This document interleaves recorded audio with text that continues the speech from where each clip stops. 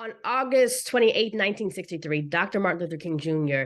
guided a sea of 250,000 individuals to the foot of the Lincoln Memorial for this iconic March on Washington, where he voiced his profound "I have a dream" vision, urging America to rise from the depths of racial disparity.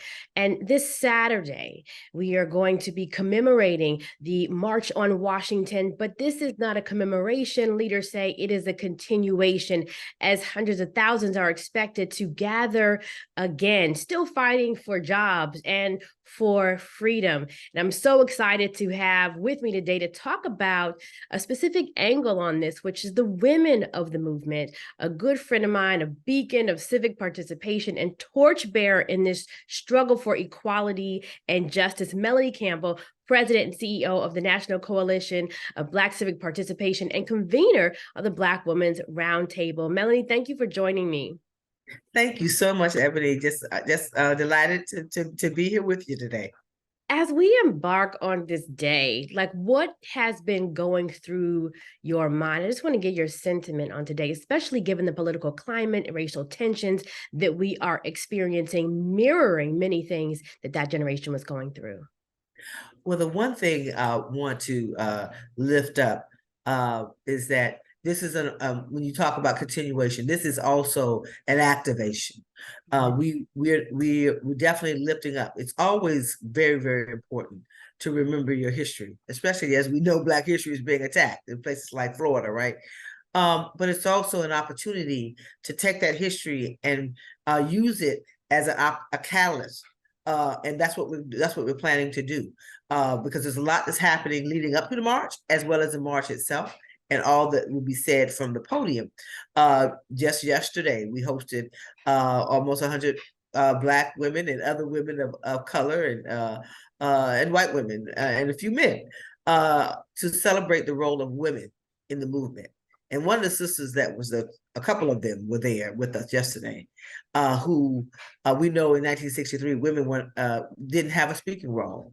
So sexism was alive and well, to be real about history, right? When it came to the leadership of Black women, and women were not given the same opportunity 60 years ago. So we were there with Cleona Brown, who leads the A. Philip Randolph Institute, because it was A. Philip Randolph and Bayard Rustin who organized the march. And a lot of times we lose sight of that history. And we had Dr. Thelma Daley. Cleona Brown was there. She was 15 years old, right? And here she is, a labor leader in her own right. And Dr. Thelma Daley, who was there, who's 91 years young, right? Who was there with Dr. Dorothy Height. And so being able to remember the shoulders we stand on, that's what I think about, right? That's what I felt yesterday. Like, we had young women like that were in the room, journalists like yourself in the room, how important that was, and how the March on Washington and that era opened so many doors for us to be able to walk through. And so we also have that opportunity to recommit ourselves to continue that legacy of leadership, but also making sure that we open the door and we make sure that we have an intergenerational opportunity for leadership as well. So just from that, and then the issues, right? Jobs, you talk about freedom, justice, the attacks on our rights and freedoms, this very democracy, attacks on affirmative action. We've done a lot in modern day times, and people say, well, we dropped the ball. No, we just have to keep pushing. There are always going to be forces that push back against progress, that push back against inclusion. It's the history of this country. So the March on Washington, 1963, and now 2023, we just keep pushing and keeping the continuation of fighting for freedom and justice for everybody.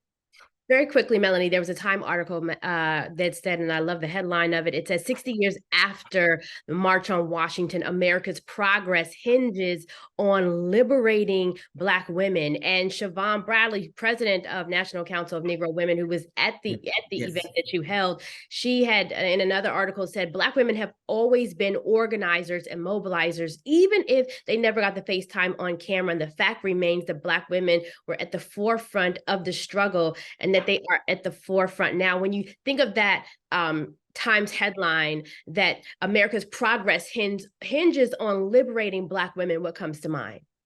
The history of this country. Mm. And the role that Black women have played from slavery to now, and the reality that what the onslaught of attacks on women, on Black women, there is a backlash to progress, always has been. So we have been unapologetic about owning our power, whether it's at the ballot box or through our leadership or through our philanthropy, whatever it may be, because we're trying to move an agenda forward that helps Black America and really the country. And so you have the forces of white nationalism and racism that's never been dealt with fully in this country, that is a through line, along with sexism.